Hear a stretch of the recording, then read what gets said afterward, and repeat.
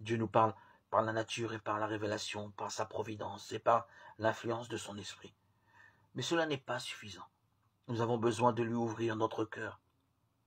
La vie et l'énergie spirituelle dépendent d'entretiens réels et directs avec notre Père céleste.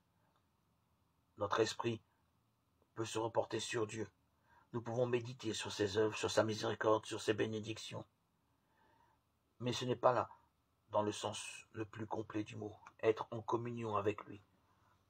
Pour être en communion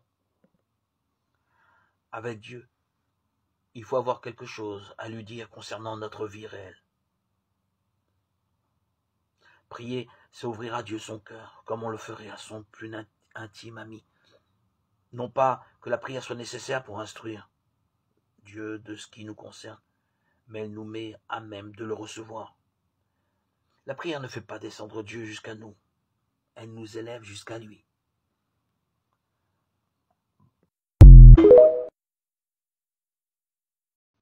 L'amour pour Jésus se manifestera par le désir de travailler comme lui au soulagement et au relèvement de l'humanité.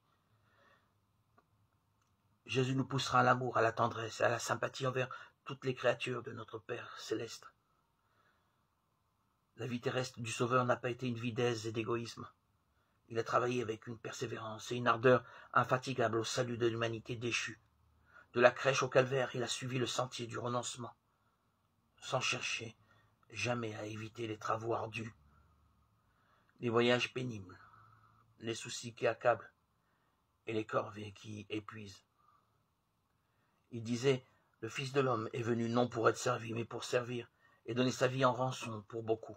Matthieu 20, 28. C'était là le grand but de sa vie. Tout le reste était pour lui secondaire. Sa nourriture était de faire la volonté de Dieu et d'accomplir son œuvre. Le moi et ses intérêts particuliers ne trouvaient aucune place dans ses labeurs.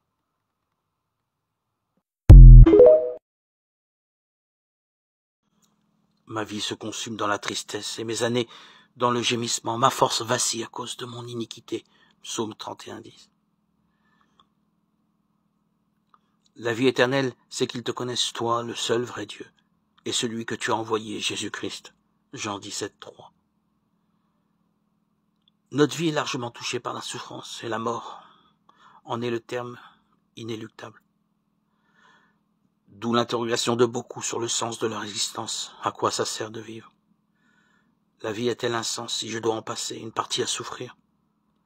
Quel sens donner à l'existence quand le bonheur semble fuir sans cesse? Un livre de la Bible, l'Ecclésiaste, donne une réponse à cette question. Tout est vanité et poursuite du vent.